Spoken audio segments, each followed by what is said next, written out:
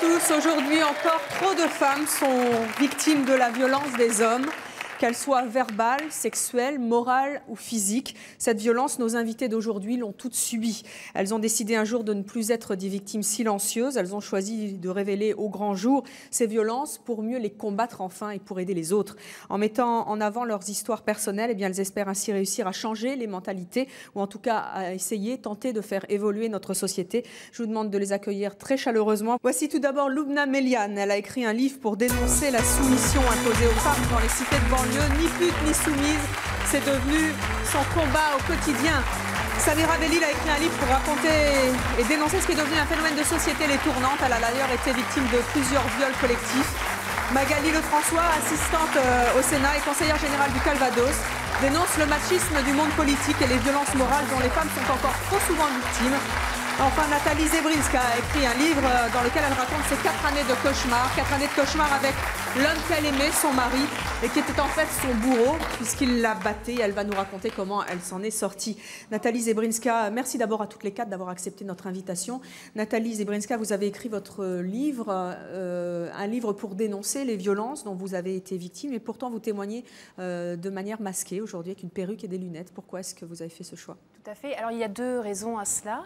La première, c'est que je suis enseignante et donc je ne voulais pas que mon témoignage puisse interférer avec mon métier.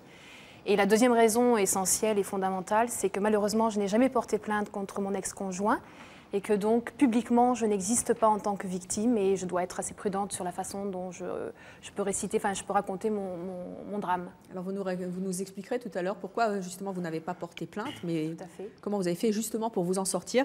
On va commencer avec vous, Samira Belil. Vous avez donc 29 ans, vous avez écrit un livre qui s'intitule Dans l'enfer des tournantes, aux éditions Folio Documents. Vous êtes aujourd'hui éducatrice en Seine-Saint-Denis. Vous avez été, vous, violée à plusieurs reprises par plusieurs garçons. Les caves, les appartements. Comment ça s'est passé la première fois? D'abord, il faut savoir que ça a été un guet-apens. J'entretenais une relation amoureuse avec mon petit ami depuis un an et demi. Et donc, au bout d'un an et demi, effectivement, j'avais aussi des relations sexuelles avec lui. Il faut savoir que j'étais très jeune. Vous étiez adolescente, hein, 13-14 ans? Oui, j'étais... oui, voilà. Et donc, étant donné, enfin, voilà,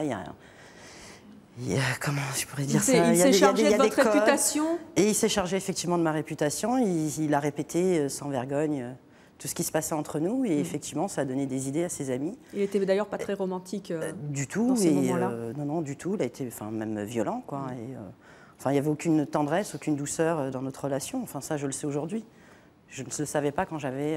Oui, vous étiez plutôt contente puisque vous étiez amoureuse. Puis un jour, vous êtes donc tombée dans un traquenard. Et un jour, voilà, il m'a fait un guet-apens où donc je le rencontrais, etc. On se voyait.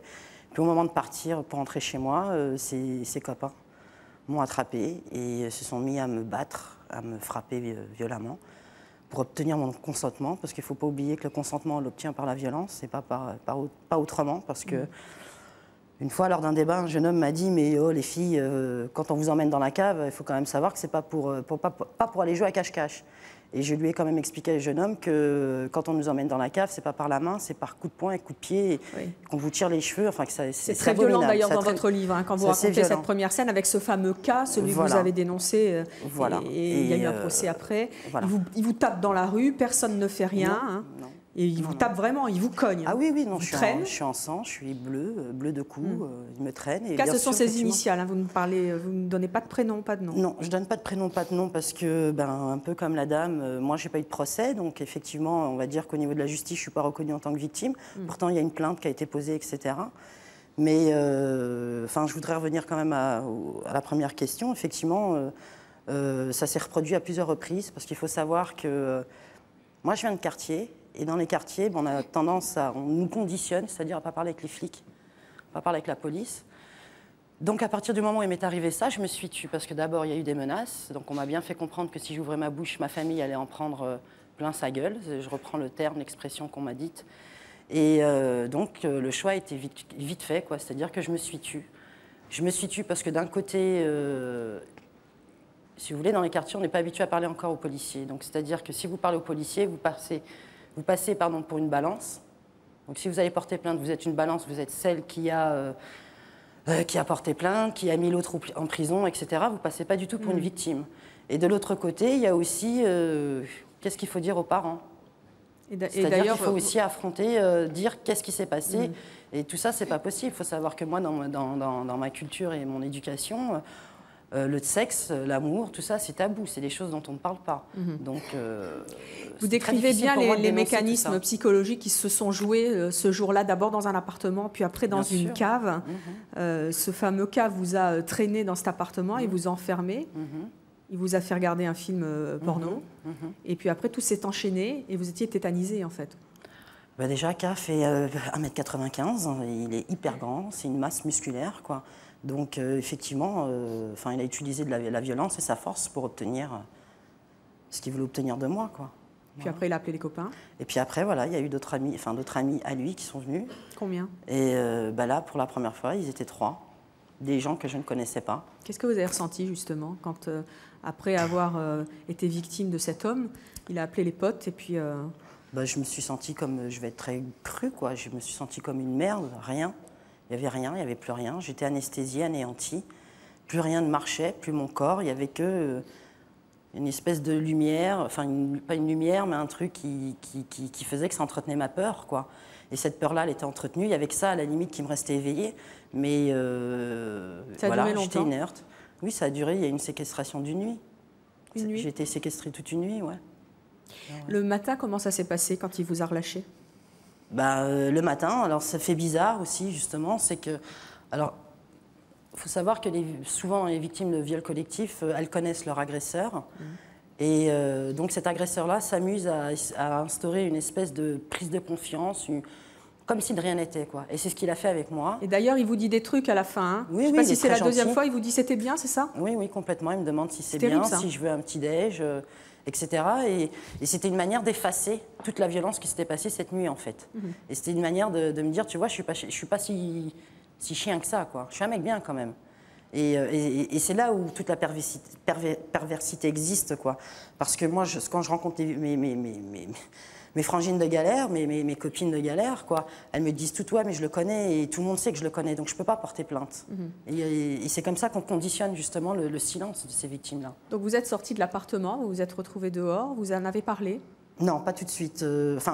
Pas ma famille, hein, pas des gens adultes. Effectivement, j'ai été me réfugier chez ma meilleure amie, une de mes meilleures amies à l'époque, et elle a été choquée parce qu'elle le connaît, elle sait à qui j'ai eu affaire. Elle vous a cru? Oui, parce qu'elle sait de quoi il était capable. D'ailleurs, elle était sur la liste, elle aussi, parce qu'il avait une liste, hein, faut le savoir. Voilà, il cochait. Toi, je t'ai eu, toi, je t'ai eu, toi, je t'ai eu. Toi, la prochaine. Après, vous êtes devenue ce que vous appelez une fille, hein? Alors effectivement, ce qui est paradoxal dans les quartiers, c'est que tout se sait et rien ne se sait. C'est-à-dire que tout le monde est au courant, tout le monde sait que vous êtes passé à la casserole, mais devant vous, tout le monde va se taire, personne ne va vous tendre la main, personne ne va vous dire est-ce que c'est vrai ce qui s'est passé. Et moi, je condamne ce qui s'est passé. Tout le monde va se mettre du côté des loups. Et bien sûr, parce que c'est la force, donc on préfère se mettre de ce côté-là et de se dire, je suis du côté des plus forts, quoi. Donc effectivement, en tant que victime, on se retrouve complètement isolé et il n'y a plus rien, quoi. Vous êtes devenue une fille à cave, hein, c'est ce que vous dites. Et voilà, ça s'appelle comme ça dans les banlieues. Donc je me suis rendu compte que tout le monde était au courant de mon affaire et que tout le monde se racontait tout et n'importe quoi, s'amusait à me salir et à me dire que si je m'étais tue, si j'avais rien dit, c'est que j'étais consentante. Mais personne n'a parlé des coups que je me suis pris dans la gueule, personne n'a parlé des menaces ou de quoi que ce soit et de comment ça s'est passé réellement. Comment ont réagi vos parents? Alors, c'est vrai que mes parents n'ont pas réagi de manière très positive au départ. Il faut savoir que, ils m'ont pas aidé du tout, quoi, complètement. Et votre père vous a rejeté? Mon père m'a mis à la rue, complètement. Donc, suite à ça... faut savoir aussi que il vient d'une culture, qu'il vient de coutumes et qu'effectivement, Luna le sait aussi bien que moi, que nous sommes gardiennes de l'honneur et que cet honneur s'appelle la virginité et que si on n'a plus cette virginité-là, on est considéré comme... on est même c'est plus quand même très paradoxal, vous y étiez pour rien. Ouais, mais il faut l'expliquer, ça. Parce que tout ça, on ne le sait pas et qu'effectivement, mon père n'avait pas non plus forcément les outils pour comprendre tout ça. Et que il a fait avec ce qu'il a pu et c'est vrai. Ça n'empêche pas qu'il m'a pas aimé. Je dis pas qu'il m'a pas aimé. Il m'a mal aimé, il m'a mal soutenu. Oui, ça c'est vrai. Mais Je crois qu'aujourd'hui, ce qui est important, c'est ce qu'il y a aujourd'hui. C'est-à-dire qu'aujourd'hui, il sait qu'il a fait une erreur, et aujourd'hui, il est derrière moi, et il est avec moi pour le combat, quoi. Et c'est ça qui est important. C'est le résultat d'aujourd'hui qui m'importe, moi. Loubna, je suppose que vous comprenez très très bien, vous venez d'une cité aussi comme notre première invitée. Quand vous l'entendez dire « j'ai été une fille à cave », finalement, c'était elle l'accusée alors qu'elle avait été violée, ça doit être terrifiant. C'est exactement comme ça que ça se passe, c'est qu'on n'est jamais les victimes, on Mais est c'est quoi, c'est un code d'honneur qu'il y a dans les banlieues? C'est pas une question de code d'honneur, c'est que dès qu'il arrive quoi que ce soit à une jeune fille, c'est nous qui en sommes responsables. Responsables parce que qu'est-ce qu'elle avait à faire, pourquoi elle était dehors à telle heure, pourquoi elle n'était pas chez elle, pourquoi elle traînait en ville ou dans le centre commercial du quartier. On n'a pas le droit de sortir. Et donc, s'il nous arrive quoi que ce soit, c'est de notre responsabilité et c'est nous qui sommes coupables. C'est comme ça tous les jours. Vous avez donc été violée collectivement une première fois, puis ça a recommencé. Oui, complètement. Et là, qu'est-ce qui s'est passé? Mais c'est ça, toute la difficulté du problème. C'était le même type en plus, hein. C'était le fameux cas. Oui, c'est le même type, bien sûr. Avec d'autres? Non, là, il a été tout seul. Tout seul? Il était tout seul, oui. Ce qui est terrifiant, justement, pourquoi le silence? Pourquoi ce silence? Pourquoi je me tais? Parce que d'un côté, je vous le dis, il y a des menaces. Et que ces menaces-là sont terrifiantes, et que moi, je ne m'appelle pas Goldorak, et que je ne vais pas me battre contre toute la cité, quoi. Et que d'un autre côté, il y a aussi ma famille. Et voilà. Et puis, il y a aussi, je vais être très claire, quoi, il y a aussi la dimension justice. C'est-à-dire qu'à un moment donné, lorsque j'ai porté plainte, et que j'ai vu tout ce que je me prenais après au quotidien dans la gueule, parce que c'est même pas dans la figure, c'est dans la gueule, c'est-à-dire que je me prenais des crachats, des insultes, des coups de poing, je ne savais même pas pourquoi je me prenais une droite dans la rue, parce que lui, il est copain de machin, alors bim, je t'en mets une parce que tu as porté plainte. Donc c'est un petit peu ça, quoi. Et par rapport à ça, moi, je me sentais prisonnière. Prisonnière parce que je savais que si là, je parle, il m'arrive ça. Si là, je dis ça, il m'arrive ça. Et je vais, donc effectivement, j'ai été vers la justice, et la justice, ils ne m'ont pas protégée, quoi, parce que moi, même si j'ai porté plainte, le lendemain, ça ne m'a pas empêché de me prendre des coups. On reviendra avec vous, Loubna, sur cette espèce de chape de plomb qu'il y a sur les cités. En même temps, on ne va pas en parler, il y a des tournantes. Moi, quand j'ai lu votre livre, je me suis dit, mais c'est pas possible, c'est des sauvages, quoi. Parce que c'est terrifiant ce qui se passe. Et c'est peut-être pas très politiquement correct de dire aussi, justement, qu'il y a des tournantes, qu'il y a des types qui usent de leurs droits, et qu'en même temps, ils vont dire, si tu touches à ma petite sœur, je vais te casser la figure, finalement. C'est très, très paradoxal, tout ça. Bien sûr, mais tout est pernicieux, parce qu'à partir du moment... J'aurais eu un grand frère, il ne me serait pas arrivé ce qui m'est arrivé, c'est que j'ai pas de grand frère déjà à la base, et je ne fais pas non plus partie du prototype type de la banlieue. Moi, ma mère, elle n'est pas tatouée, elle n'est pas ridée, elle travaille, elle a d'allure européenne. Donc ça aussi, c'est des choses... on a une image, quoi, type de la femme maghrébine, et ma mère, c'est pas ça, et moi non plus, c'est pas ça, quoi. Donc à un moment donné, j'ai payé ça aussi, j'ai payé parce que je voulais être une femme libre, une jeune fille libre, et vivre comme toutes mes copines, quoi, à l'école, qui fréquentent les mêmes banques que moi, de la République, etc., quoi. Loubna, qu'est-ce que vous vouliez dire? Non, je voulais juste dire que pour Samira, elle a mis le doigt sur des choses qu'on n'osait pas aborder, et des choses extrêmement violentes, extrêmement difficiles, mais elle le raconte extrêmement bien, la difficulté de savoir comment moi je me sens protégée, où est-ce que je vais, et c'est ça qui est le plus triste dans cette histoire, c'est que finalement, elle s'est retrouvée complètement toute seule, sans aide, elle n'est pas arrivée à sortir du quartier, parce que dans ce genre de cas, la seule solution, c'est partir. Mais partir pour aller où et faire quoi? Et que... Elle s'en est sortie, elle y est arrivée, mais à quel prix? Mais il y en a plein d'autres qui n'osent pas. Et quand Samira le témoigne, c'est aussi plein d'autres jeunes filles qui n'ont pas osé. Et qui, grâce à elle, vont peut-être oser d'aller justement jusqu'au bout, parce que on est resté trop longtemps silencieuse, et je crois qu'aujourd'hui, il n'est plus possible pour nous de nous taire. Alors, on a demandé aujourd'hui à des personnes de notre public de lire vos livres, à toutes les trois, et également de discuter avec vous, Magali Lefrançois. Je crois qu'il y a Cédric qui voulait intervenir sur votre livre. Qu'est-ce qui vous a frappé dans le livre de Samira? Écoutez, moi, je suis vraiment choqué. Je vous félicite déjà d'avoir ouvert ce débat. Quand j'ai lu son livre... on ne sait pas quoi dire quand on reste figé. J'avais entendu parler des tournantes, mais je ne savais pas quel était le fond, quels étaient les effets réels sur l'individu. C'est une catastrophe, quoi. Franchement, dans notre pays, vivre ça, je trouve ça effrayant. Je tiens à la féliciter aussi pour son livre, parce que tout est traduit. Alors je pense qu'il faut que tout traduit. On voit bien l'incidence de sa vie, de sa famille qui n'a pas compris, des plaintes qu'elle a fait au commissariat, qu'on n'a pas toujours senti vraiment l'incidence d'une vie foutue, quoi, quelque part. Comment vous réagissez, vous, en tant qu'homme, par rapport à ça? Cette espèce de sentiment de pouvoir, là. Allez, on va. Vous disiez, il y avait un listing, et puis en plus vous écrivez avec vos mots dans le livre. Hein, c'est je vais te pécho. C'est ça, je vais te serrer. Oui, parce que avec un espèce de challenge à chaque fois. Parce que c'est vrai que monsieur emploie le terme de tournante, mais il faut savoir que tournante, c'est un terme journalistique. Absolument. C'est même pas un terme de cité, parce qu'il faut savoir qu'en cité, on n'utilise même pas ce terme-là. C'est quoi dans les cités? On ne dit pas je vais faire une tournante. C'est je vais te serrer, je vais être très vulgaire, je vais te casser tes fesses, je vais t'attraper, je vais te bouillave. C'est très très cru, mais c'est pas tiens je vais faire une tournante. Ça a été quand même un terme qui a été très journalistique, parce qu'on dit je vais tourner, ou je vais faire tourner, ou je vais serrer une fille. Mais moi, ce terme tournante me choque à chaque fois, parce que pour moi, j'ai l'impression de faire partie d'un manège ou d'un jeu de ping-pong ou que sais-je, quoi. Et il me semble qu'aujourd'hui, le terme, c'est viol en réunion ou viol collectif. Il n'y a pas d'autre terme. Et c'est ça. C'est ça le terme en plus juridique, de toute manière. Alors, mais je ne fais pas de reproche. Non, mais je suis bien d'accord. Mais moi, je l'ai vu que par les médias jusqu'à présent, jusqu'à ce livre. Donc j'espère qu'il sera beaucoup lu, surtout pour les jeunes filles qui sont ici. Et je crois qu'il faut surtout que tout le monde en parle, parce que c'est pas. Il faut arrêter aussi de laisser faire dans ce pays, quoi. Il faut vraiment que vous, les femmes, vous vous en sortiez quand même, parce que c'est pas possible, quoi. Et ça, c'est aussi grâce à la justice. Il y a eu un procès. Il a été condamné car... Effectivement, il y a eu un procès auquel je n'ai pas participé, parce que mon avocate qui s'occupait de mon dossier est partie au ski. Voilà.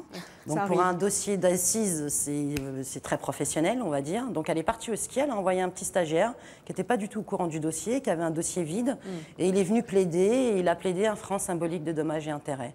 Alors aujourd'hui, je ne crois pas qu'on puisse se construire avec un... Vous savez, comme je disais... Il a été condamné oui, il a été condamné à 8 ans de Et réclusion, les deux autres à 3 ans et avec du sursis, parce qu'il travaillait. Il faut le savoir, parce que ça aussi, c'est des arrangements qu'il faut savoir. Quand on a un travail, ben, on va dire que la justice est beaucoup plus clémente. L'autre a fait 8 ans, il en a fait 6 sur les 8 ans. J'ai tendance quand même à dire que j'en ai fait 15, moi, 15 pour m'en sortir. Alors moi, pas de travail, hein, pas d'école, parce que tout ça m'est interdit, je ne suis plus apte, je n'ai plus la possibilité de comprendre, je n'ai plus, enfin voilà, il n'y a plus rien. Plus de vie sociale, plus rien. Le seul truc, c'est devenir un animal sauvage, c'est ce que je suis devenu. Un animal sauvage qui ne faisait plus confiance en personne, c'est-à-dire ni la société, ni la justice, ni mes parents, ni qui que ce soit. Et les hommes ? Et ni les hommes non plus au départ. Aujourd'hui, j'ai complètement changé, c'est clair. Mais ce que je voulais aussi surtout dire aujourd'hui, qu'est-ce qu'on fait pour les victimes? Je ne parle pas simplement des victimes de viols collectifs, je parle aussi des victimes de n'importe quel que soit, raquette, agression, violence conjugale, etc.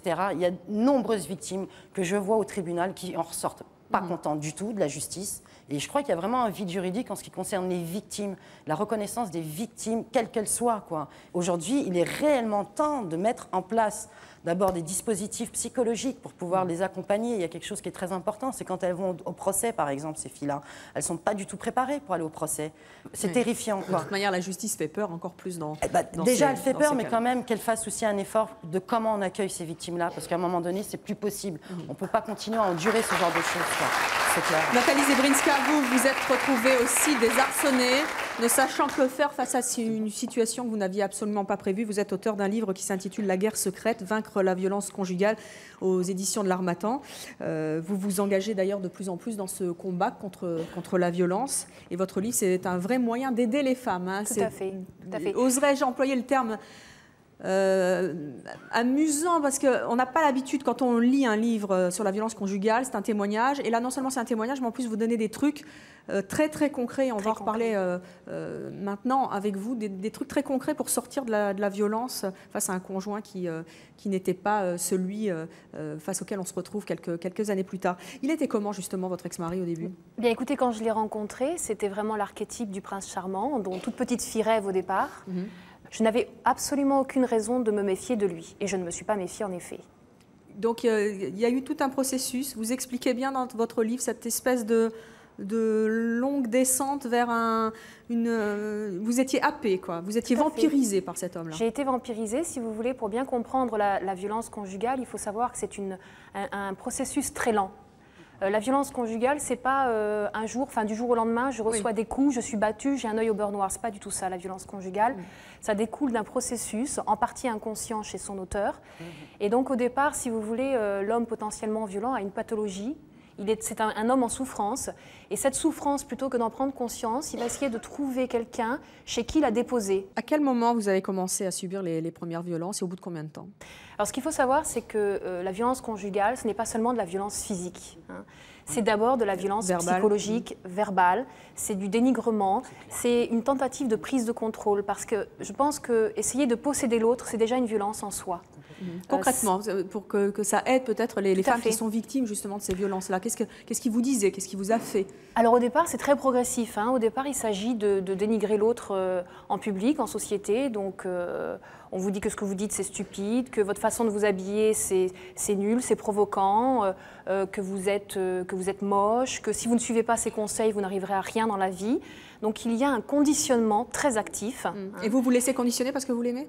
Oui, oui, tout à fait, parce que si vous voulez, on est quand même avec quelqu'un qu'on aime profondément et en qui on a confiance au départ. Donc on se dit, bon, d'abord moi je n'avais pas confiance en moi, donc ce qu'on entend, on y ajoute foi volontiers, on se dit oui, il a raison, c'est vrai que... Parce que quand vous le rencontrez, si vous voulez, il vous fait parler. Et notamment, il vous fait parler de vos faiblesses, de vos souffrances d'enfant, et donc après, il va faire mal là où vous avez des failles. Donc c'est très facile.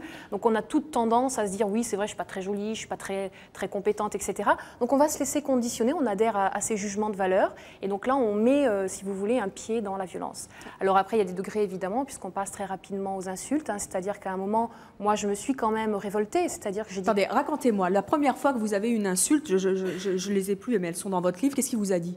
Alors, la toute première fois, je crois, la première insulte, je crois que c'était... on avait pris le bus et j'avais eu le malheur de croiser le regard d'un garçon, mais alors vraiment sans arrière-pensée. Et il a commencé à m'attaquer et ça s'est terminé par « Oh, t'as un gros cul, t'es moche, de toute façon, tu ne peux plaire à personne. Voilà. Donc là, tout d'un coup, vous vous êtes dit, il y a un truc, là, il se passe quelque chose? Là, je me suis dit, qu'est-ce qui m'arrive? Je bascule dans un monde qui n'est pas le mien, ce ne sont pas mes repères, c'est pas... Et ça continue. Voilà, ça a continué. Bien sûr, ça ne peut qu'empirer parce qu'à partir du moment où vous ne partez pas, donc ça veut dire que mais vous ne vous êtes pas méfié à ce moment-là? Non, parce que d'abord, nous vivions à distance, on ne se voyait que ponctuellement. Et moi, j'avais conscience que c'était quelqu'un en souffrance. Donc je me disais, ça va passer. Il n'a pas confiance en moi, mais quand je lui aurai prouvé mon amour, ça va se tasser. Comment ça s'est passé la toute première fois, les violences physiques? La première violence physique, le premier passage à l'acte, si vous voulez, c'est lorsque j'étais enceinte. Donc c'est toujours très douloureux pour moi de le raconter aujourd'hui. Donc c'était l'échographie du 5e mois. Et lui rêvait d'une petite fille, donc je ne sais pas pourquoi, c'était son idée fixe, son obsession. Il avait bâti la vie de cet enfant, il lui avait attribué un prénom, enfin bon.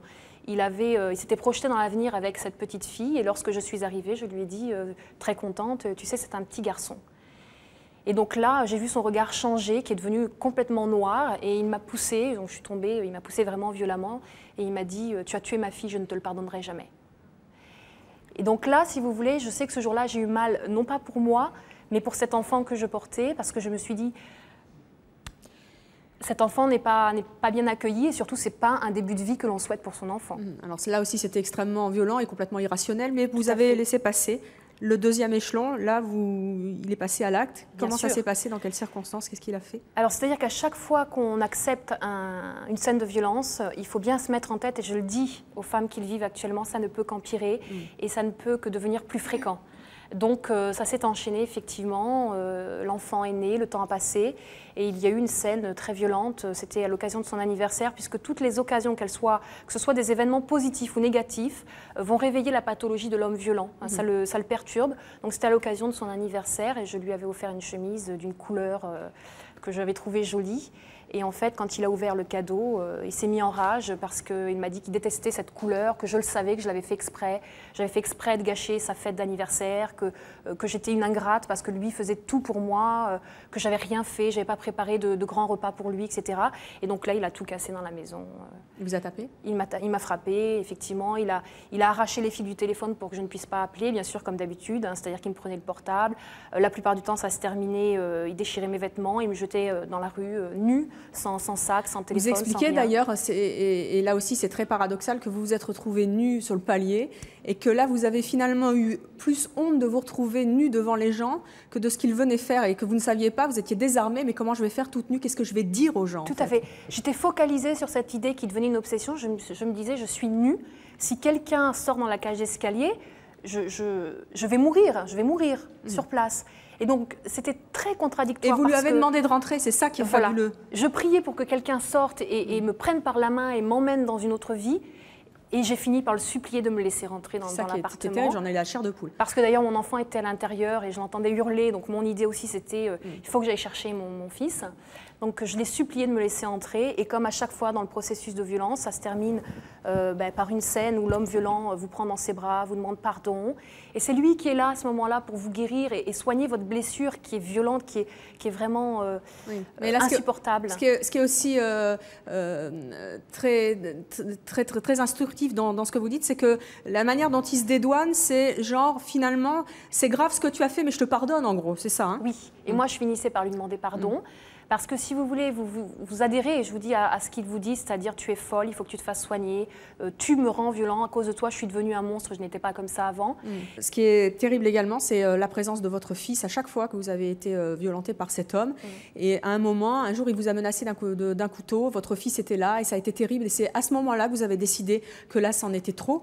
Et pourtant, malgré cela, ça a mis très très longtemps. Vous n'êtes pas parti du jour au lendemain. Et c'est ça aussi qui est extraordinaire dans votre livre, c'est que vous donnez après des conseils aux femmes pour parer les coups finalement. Oui.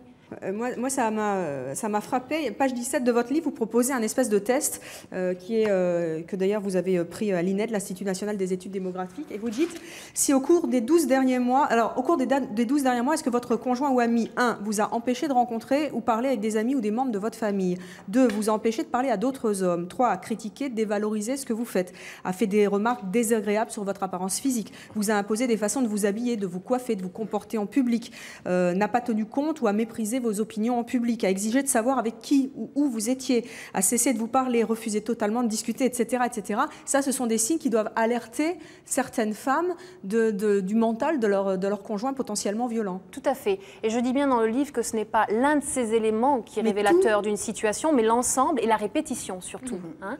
C'est-à-dire qu'effectivement, là, on décrit bien la tentative de prise de contrôle de l'autre, c'est-à-dire que l'autre devient ma chose. Je la possède et à partir de là, elle est téléguidée, quoi, en fait. Après, c'est fini, on est effectivement fermé. Moi, je crois qu'il faut surtout dire à toutes les victimes de violences, que ce soit le viol, le harcèlement moral, la violence conjugale, à quel point il est important de parler parce que sinon, on se condamne à ce qu'on appelle, ce que j'appelle la double peine, hein, c'est-à-dire violence et silence. Oui. Et il faut faire abstraction de cette idée un petit peu encombrante selon laquelle on va faire souffrir son entourage. C'est vrai qu'on va faire souffrir son entourage quand on dit voilà, je vis un échec, ce que je vis c'est pas beau, c'est de la violence conjugale, je me suis fait violer, etc. On sait qu'on va créer de la souffrance, mais tant pis, il faut surmonter cette étape-là. Aussi, puis je crois qu'à un moment donné, il faut un petit peu être juste, je crois que l'entourage aussi doit se mettre un petit peu de côté. Et se mettre aussi à la place de la jeune fille qu'ils ont en face d'eux, jeune fille ou jeune homme. Parce qu'à un moment donné, c'est vrai que moi, j'observe beaucoup de familles disent « oui, mais moi, j'en peux plus. Moi, je suis fatiguée. Toute la journée, elle fait la tête, elle fait ci, elle fait ça. » Mais imaginez 2 minutes, mettez-vous 2 minutes à sa place, quoi, cette gamine. On ne peut plus continuer à vivre comme ça. Il faut qu'aujourd'hui, ces jeunes filles et ces femmes sentent que la justice sont derrière elles. Parce que ça, c'est très important. Aujourd'hui, il faut le savoir. Que dalle, on le sait, c'est que dalle. Donc à un moment donné... Et concernant les femmes battues, je voudrais juste dire qu'il y a 3 femmes qui meurent tous les 15 jours assassinées par leur conjoint et que 67% des agresseurs sont des cadres. Tout à fait, contrairement à une idée reçue. Sur pas mal d'idées reçues. Dans le public, il y a Magali qui a lu votre livre. Nathalie, où est Magali ?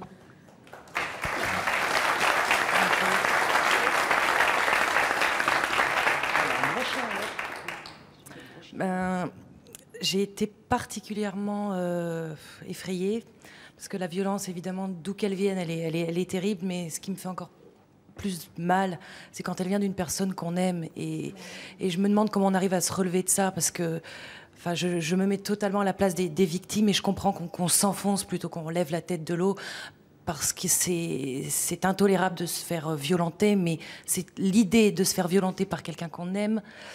Elle est inconcevable. Elle est même pas intolérable, elle est inconcevable. Donc, je suis admirative et voilà. C'est gentil. C'est encore plus humiliant. Je vais rebondir sur les propos de Magali. C'est encore plus humiliant de se faire frapper par la personne que l'on aime parce qu'on lui a donné toute sa confiance. Donc, c'est assez terrible. Et j'avais envie de faire aussi un petit point sur le féminisme. Parce que moi, je fais partie d'une génération où je me suis dit... c'est fait, quoi. On a obtenu plein de droits. J'ai pas lieu, moi, j'étais militante de base, j'ai pas lieu de me battre pour ça. Elles m'enquiquinent un peu, toutes ces féministes. Qu'est-ce qu'elles ont Et finalement, c'est au fil du temps, en travaillant sur des quartiers, en distribuant des tracts, vous rencontrez les gens, vous rentrez chez eux. Et c'est assez terrible parce que vous vous rendez compte effectivement de la violence, parce que la violence, c'est pas forcément que les coups, c'est l'humiliation, c'est le réveil au matin lorsque vous dites à votre femme bah dis donc, t'es grosse. Et alors j'ai envie de dire, à faire un appel à toutes les filles, venez nous aider dans les centres d'information du droit des femmes, parce que ce sont des lieux où on rencontre des femmes, quelles qu'elles soient, à quelques niveaux, parce qu'on se dit, la violence, les viols, c'est forcément, je vais être très grossière, ça va choquer chez les pauvres. Non, non. Dans les quartiers aussi, que l'on dit bourgeois, et bien, où tout est feutré, parce qu'on feutre beaucoup plus dans ces quartiers, parce que ça ne se dit pas. Mais voilà, c'est encore plus terrifiant. Oui, la chape de silence est encore plus lourde, je crois. Et donc, en tant que militante du Centre d'information du droit des femmes, moi, on a reçu ce fameux. J'ai tendance à dire que dans le milieu pauvre, effectivement, il y a peut-être un silence. Il y a un silence parce qu'on ne sait pas. Mais bien sûr. Mais que dans le milieu bourgeois, il y a un silence, mais on sait. Et là, c'est encore plus, c'est plus terrible pour moi. Voilà. Lumna Méliane, vous êtes devenue militante. Vous avez 25 ans aujourd'hui. Vous êtes auteur d'un livre qui s'intitule Vivre libre aux éditions O. Vous êtes vice-présidente et porte-parole d'SOS Racisme. Vous militez dans le mouvement Ni pute ni soumise. Vous vous battez pour les femmes des quartiers. Vous avez vous-même vécu ce que vous appelez la loi du plus fort. Et la loi du plus fort, ça vous a amené à être mariée de force. C'est pas exactement de force, c'est plutôt un mariage arrangé parce que c'est quoi la différence ? De force, on n'a pas mis un couteau sous la gorge. Le conditionnement est tellement fort que finalement on ne se rend pas compte des choses et on accepte. C'est pour ça que je dis que c'est différent d'un mariage forcé. On ne m'a pas envoyé au Maroc, pays d'origine de mes parents, pour me marier là-bas. On m'a mariée en France et j'ai dit oui. J'étais à la mairie, j'étais face au maire et je lui ai dit oui. J'aurais pu dire non.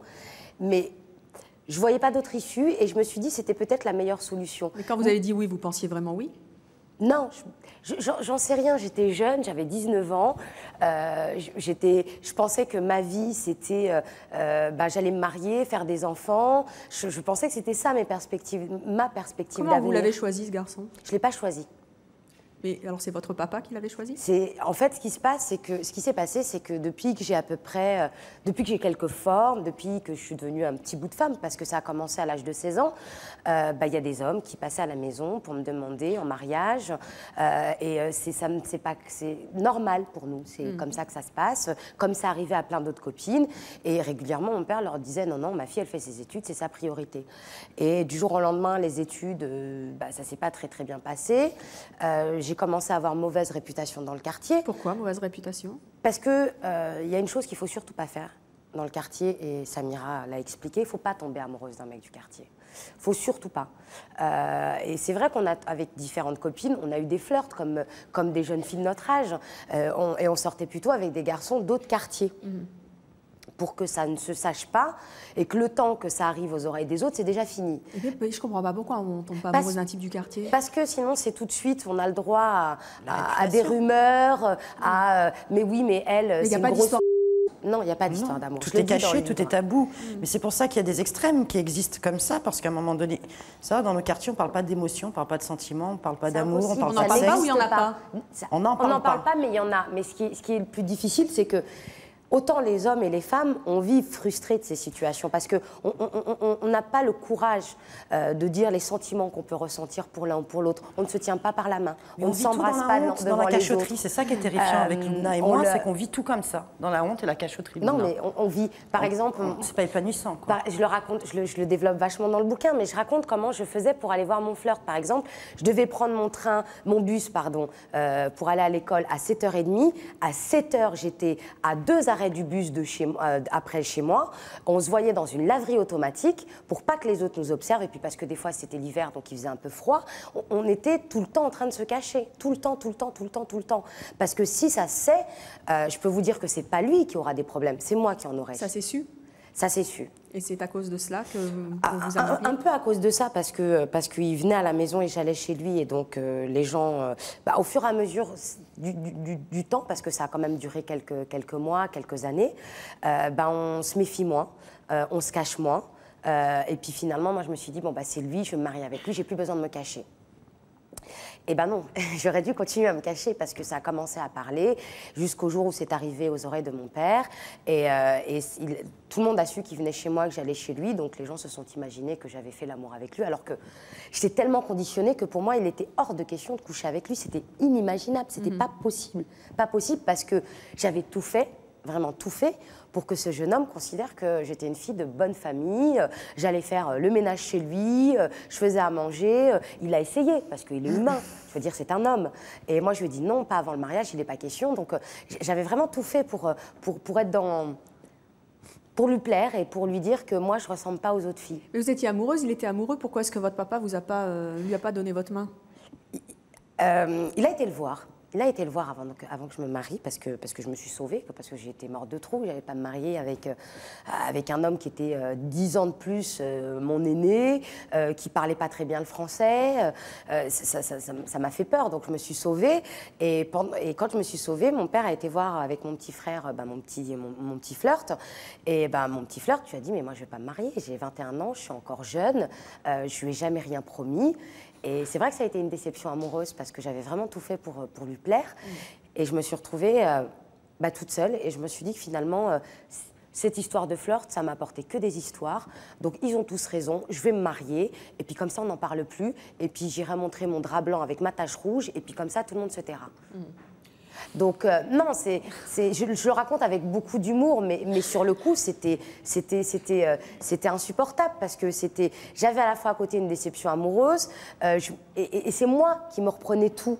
C'est pas lui qu'on a jugé, c'est moi qu'on a jugé. Votre mari, vous le connaissiez avant votre nuit de noces? Non.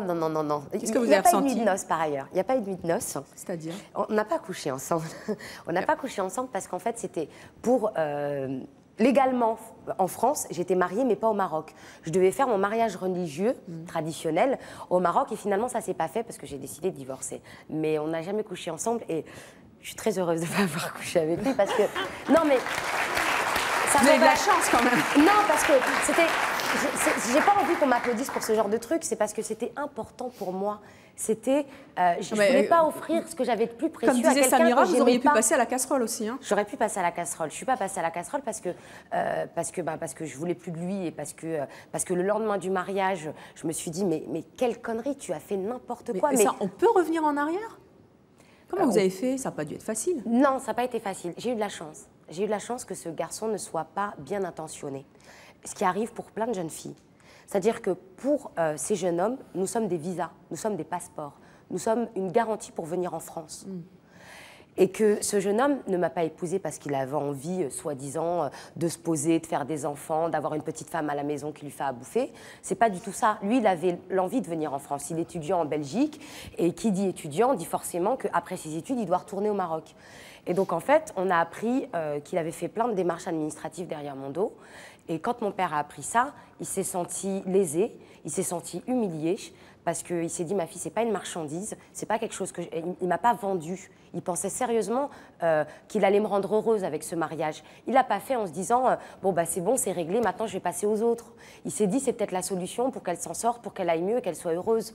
Et quand il a vu que cet homme était mal intentionné, ça a été un coup de couteau pour lui. Ça l'a retourné, il m'a dit, vraiment ça, il m'a dit, écoute, t'as mon feu vert, tu fais ce que tu veux. Alors là, pouf.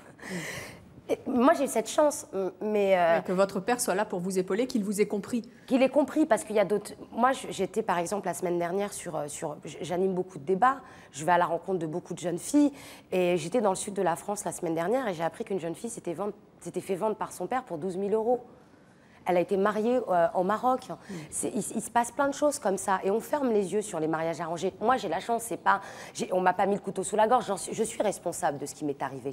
Je n'envoie pas la responsabilité sur mon père. Je suis responsable. Mais il y a beaucoup de filles qui n'ont pas cette chance et qui se retrouvent mariées. Et certains hommes, il lui a dit clairement, cet homme en plus, il lui a dit, écoute, moi, je m'en fous de toi. Je veux des papiers. Ils sont sans gêne, ils te le disent en face. Mais j'ai le sentiment ça te fait rire, toi? Non, parce que je te connais et que effectivement, ils sont sans gêne. Non, ils sont sans gêne, ils sont vraiment sans gêne. Justement, face à tout ce que j'entends, notamment concernant les cités, qu'est-ce qu'elles peuvent faire, les jeunes filles qui ont peut-être moins le bagou que vous, l'envie de se battre? Parce que là, on vous sent très, très remontée, très engagée. Je vais vous dire une chose. c'est pas inné chez moi. Je me suis pas révoltée après ce mariage. Oui, c'est pas tombé comme ça. Hein. C'est pas tombé comme ça. Et je peux vous dire que ça fait maintenant 4 ans et demi que je suis partie de mon quartier. Mes petites sœurs et mes parents vivent encore. Moi, je me suis installée à Paris. Et pendant 4 ans et demi, je me suis mis des barrières. J'avais l'impression d'avoir une vie de dépravée. J'arrivais pas à prendre du recul par rapport à tout ça. J'ai dû me faire violence pour y arriver. Mais en même temps, j'ai eu de la chance parce que j'avais des gens autour de moi, j'étais entourée, il y a des gens qui m'ont aidée. Mais justement, vos petites sœurs qui sont restées là-bas, si je puis dire, face à une grande sœur qui milite, qui se montre à la télévision, qui est une femme libérée maintenant, on peut dire, maître de son destin, on peut dire ça aussi? Oh oui, on peut le dire, oui. Comment est-ce qu'elles le vivent? Est-ce qu'elles ont eu des ennuis? Est-ce qu'il y a des mesures de rétorsion? Elles sont en train de vivre exactement la même situation que moi, mais elles ont l'avantage justement d'avoir une grande sœur qui dit non. Et le livre, par exemple, ma sœur le fait circuler dans son lycée, puisqu'elle est au lycée, elle a 16 ans. Elle le fait circuler dans son lycée. Bon, elle a le droit à des commentaires de mecs du genre « mais ta sœur, elle raconte n'importe quoi ». Et elle leur répond, parce qu'elle a justement les éléments pour pouvoir leur répondre. Et puis, il y a plein de filles qui viennent la voir en lui disant « ta sœur, elle a raison, et nous aussi, on va faire pareil ». Donc, ce qui va faire évoluer les choses, c'est toutes ces femmes qui témoignent aujourd'hui et qui disent « ça suffit ». Et face au coup, parce que quand Samira dit « je me prends des beignes dans la rue », le verbe, c'est suffisant? Je veux dire une chose. Pour beaucoup, c'est des filles... Excuse-moi, Luna, vas-y, je te laisse finir. Pour beaucoup, ils nous impressionnent par les mots. Ils essayent parce qu'ils sont costauds. Mais je peux vous dire que quand vous leur répondez, et Dieu sait que moi j'ai fait des débats où j'avais des mecs, des armoires à glace qui n'étaient pas du tout d'accord avec ce que je racontais, et ben je me suis pas dépinée. Je suis restée en face d'eux en leur disant mais attendez, j'ai le droit de faire ce que je veux, j'ai le droit de penser ce que je veux, que ça vous plaise ou non. Un jour peut-être je me prendrai une claque, mais c'est pas grave. Je me la prendrai et tant mieux. Mais je me tairai pas et je dirai ce que j'ai à penser. J'espère que vous la rendrez surtout. Oui, bah, je sais pas si faire 1m95 ça serait difficile, mais ma seule force c'est ma parole, c'est ce que je peux dire. Et c'est ça le plus important. Mais après, je ne veux pas mentir à toutes ces jeunes filles qui peuvent s'identifier par rapport à nos histoires, par rapport à nos parcours. C'est dur. C'est clair que c'est pas facile. C'est clair que combien de fois, moi, j'ai failli retourner chez mes parents en me disant que c'est peut-être la meilleure solution. Ça a été extrêmement difficile. Un peu comme beaucoup de femmes battues, d'ailleurs, retournent chez leur mari parce qu'elles ne savent pas où aller. Oui, tout à fait. Mais moi, j'ai envie de dire qu'aujourd'hui, on est en train de mettre le doigt sur quelque chose qui est pas facile, qui est moche à voir parce que des fois, c'est pas évident de se regarder dans un miroir, mais il faut le faire. Et que, en tout cas, moi, je sais que moi, ce qui me rend le plus heureuse, c'est quand je suis dans un débat et que je vois des jeunes filles de 13-14 ans qui prennent la parole et qui disent d'abord, les garçons, ils ne descendront plus pour moi. Moi, si je veux m'habiller comme une fille, je m'habille comme une fille. Si je veux sortir, mon frère, c'est comme ça et pas autrement. Et ça, c'est une grande victoire. Mais après, il va falloir apporter les outils pour aider ces jeunes filles. Parce que Samira, elle l'a dit tout à l'heure, on gère des cas de filles qui sont victimes de mariage arrangé, de viols collectifs, et qu'il faut héberger dans des foyers, il faut leur trouver des places, il faut les faire sortir du quartier. Des fois, elles veulent y retourner. Elles repartent. Il y en a, elles sont reparties là-bas. C'est une grosse déception pour nous, parce que c'est un échec. Mais en même temps, on ne peut pas décider de leur bonheur à leur place. On essaye de leur apporter un minimum d'outils pour comprendre, mais il y en a, elles repartent. Et les garçons, on peut les éduquer, Loubna? Complètement. Ah oui, Pour bien moi, sûr, oui, bien il y a un sûr, travail. bien sûr. Moi, comme je le dis tout le temps aussi avec Loubna, c'est qu'à un moment donné, effectivement, il y a une peine de prison à mettre. Il y a effectivement... On ne juge pas des délits, là. On juge des crimes. Il y a une sanction à mettre, c'est clair. Mais je crois qu'il y a aussi un gros travail de fond à mettre en place, c'est-à-dire dans les prisons, où, effectivement, on commence aussi à travailler avec ces jeunes-là. Parce que c'est bien beau d'enfermer des jeunes pendant 5 ans, 10 ans, 15 ans. Mais moi, j'aimerais bien voir aussi le résultat après. C'est quoi le résultat? C'est qu'ils soient encore plus fous furieux qu'avant. Moi, c'est pas ça. Et puis, c'est pas normal d'enfermer non plus. Pour moi, c'est pas normal, je vous le dis franchement, de voir des gamins de 15 ans, agresseurs ou victimes, d'apprendre l'amour, de faire de manière violente, de cette violence-là. Je crois qu'il y a un travail de prévention à faire chez les tout-petits. Et d'ailleurs, ça commence à se faire en Belgique, et je voulais le signaler, puisqu'il y a un dispositif qui est en train de se mettre en place. La Belgique est toujours en avance. Pour changer les rapports, justement, entre les garçons et les filles, mais dès l'école. Leur apprendre à se comporter différemment et à gérer les conflits différemment. Je crois que le travail est surtout là, sur la prévention. Vous savez, j'étais à un procès il n'y a pas très longtemps, et effectivement, on y était ensemble pour soutenir. On voulait soutenir donc une jeune fille, et moi, je me suis fait interpeller par les agresseurs. Les agresseurs sont venus me voir et m'ont fait « c'est toi qui as écrit le livre là ?» Je suis « ouais, c'est moi. » « Ah ouais? Et il est cher ton livre ?» Je fais « bah non, pas trop, il fait tant, tu le trouveras là-bas et tout. » Puis le gamin d'un seul coup vient me voir et puis il me dit « ouais, mais en vérité... » Et là il me fait comme ça « ouais, mais en vérité, je ne sais pas lire. Donc à un moment donné, déjà, je comprends tout, quoi. À 15 ans, il ne sait pas lire, donc il n'est même pas en mesure de comprendre qu'est-ce qu'il fout là, au tribunal, pourquoi il est là, la peine qu'il va recevoir. Et j'ai senti aussi que dans les regards de ces agresseurs, et ça a été dur pour moi, parce que je suis quand même une ancienne victime, ça a été très dur pour moi dans le sens où j'ai vu que ces gamins-là, il n'y a personne qui leur a répondu. Ça fait 3 ans qu'ils sont en instruction, quoi. Il n'y a personne qui leur a répondu. Il n'y a personne qui leur est rentré dedans pour leur expliquer quelque chose et pour dire là, ce que tu as fait, Coco, c'est pas bon, quoi. Et maintenant, il va falloir que tu assumes. Ouais, juste avoir des réponses, mais ça, c'est pareil pour tous les enfants de la Terre. Il y a quelqu'un dans le public qui s'appelle Magali aussi. Il y a beaucoup de Magali aujourd'hui qui a lu votre livre, Lumna, et qui voulait réagir. Oui, Magali, bonjour. Oui, bonjour à toutes. Bonjour Lumna. Bonjour. Je voulais simplement dire que j'avais été très touchée par votre témoignage, et doublement. D'abord par votre pudeur, Ouais, y a parce beaucoup que de pudeur, ouais. c'est une mise à nu qui a dû être très difficile à faire. Donc bravo, parce que ça a réellement été écrit dans des conditions de pudeur extrêmes. Oui. Et d'autre part, touchée par votre rage, votre colère, votre combat. Et je voudrais simplement vous dire que j'appréhendais quelque peu mon arrivée ici parce que le sujet est quand même très très grave et qu'en fait vous nous le faites partager d'une manière très respectable. Je vous trouve digne, je vous trouve belle et je suis ravie d'appartenir au sexe féminin encore plus aujourd'hui. Je voudrais juste rajouter, c'est vrai que ça n'a pas été évident parce que moi j'ai un parcours particulier, c'est que je suis militante depuis beaucoup d'années. J'ai été porte-parole d'un mouvement de lycéens, je suis porte-parole au SOS Racisme, j'ai participé à la marche des Ni Plus Ni Soumis, je me suis toujours exprimée au nom de tout le monde. Et que c'est la première fois aujourd'hui où je m'exprime à mon nom propre, où je raconte mon histoire parce que il y a plein de gens qui m'ont suivi depuis quelques années, qui avaient le sentiment de me connaître, mais en fait les gens sont en train de me découvrir, sont en train de découvrir des choses douloureuses, mais qui permettent de comprendre dans quel cheminement je me suis retrouvée, parce que j'avais pas envie non plus de raconter ma vie privée pour raconter ma vie privée. On sent beaucoup de pudeur, on sent beaucoup de retenue sur certaines parties, et les gens qui me connaissent savent où est-ce que je me suis retenue, mais c'était vraiment essayer de comprendre comment on vit. Parce qu'aujourd'hui, ce qui se passe, c'est qu'on fantasme beaucoup sur les quartiers. On s'imagine beaucoup de choses, mais au final, on ne sait pas comment vivent les gens là-bas. On ne comprend pas leurs souffrances, on ne comprend pas leurs difficultés. Et je me suis dit que peut-être la meilleure solution pour justement qu'on puisse comprendre, c'est peut-être raconter une histoire, mon histoire.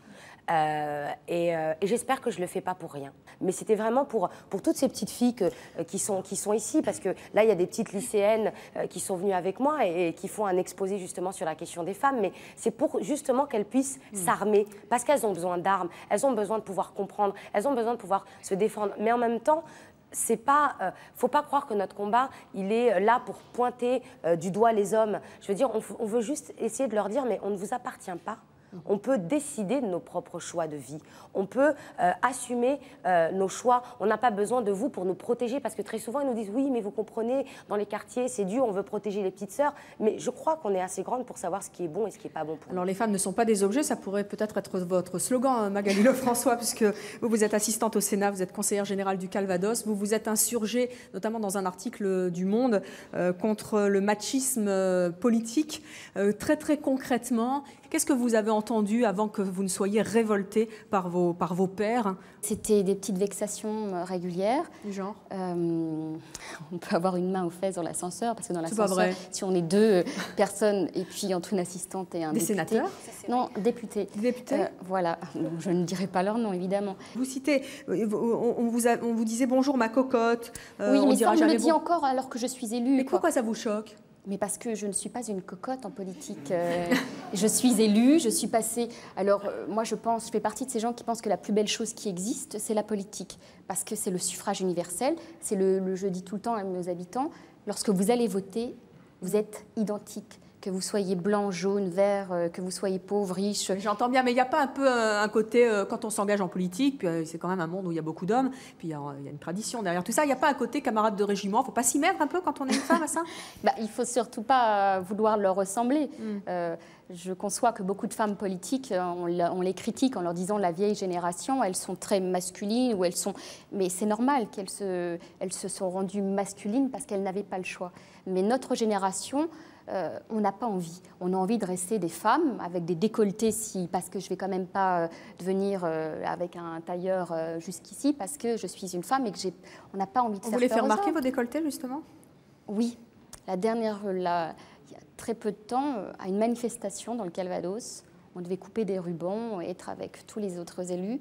Et une administrative, je trouve ça assez extraordinaire, est venue me voir. Parce que j'étais en tailleur, pas conseillère générale, j'avais un tailleur plutôt sport, quoi. Mais ça faisait... J'avais une petite fermeture, on est passé, on m'a dit, il faut le relever quand même, ça fait limite.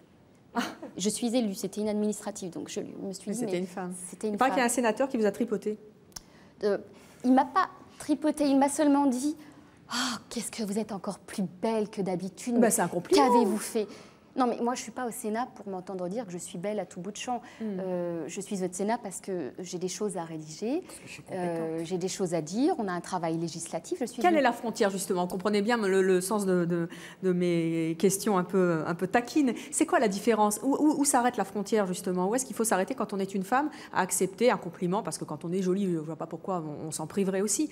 Mais j'ai envie de dire, est-ce qu'on poserait cette question à un homme lorsque vous êtes assistant ou lorsque vous êtes politique? Est-ce qu'on vous demande quelle est la limite lorsque une femme vous regarde? Je ne sais pas, les femmes sont différentes, mais on dissocie. On a une vie privée, une vie professionnelle. Moi, je sais pourquoi je me suis engagée en politique, pourquoi je me bats sur mes quartiers. Je m'étonne d'ailleurs qu'on puisse arriver à penser ça. Moi, le fait qu'on puisse me dire je suis parlementaire, donc j'aurai la femme, ça me paraît un peu archaïque et primaire. Donc je suis assez pessimiste, mais en même temps, vous continuez à vous battre comme vous toutes sur ce plateau. On aurait envie d'en discuter encore plus longtemps. Malheureusement, le temps nous manque. On réorganisera peut-être un débat pour que vous puissiez faire passer vos messages. Quand même. Je me dis, si ceux en col blanc, on n'arrive déjà même pas à gérer tout ça et qu'ils ont des comportements... machistes. Alors nous, franchement, dans les quartiers, on est un peu dans la merde. Eh bien, tout reste à faire. En tout cas, c'est déjà bien de témoigner. Merci à toutes les quatre d'être venues sur le plateau de C'est mon choix. Merci à vous d'avoir participé à l'émission et à vous de nous avoir suivis. À très bientôt.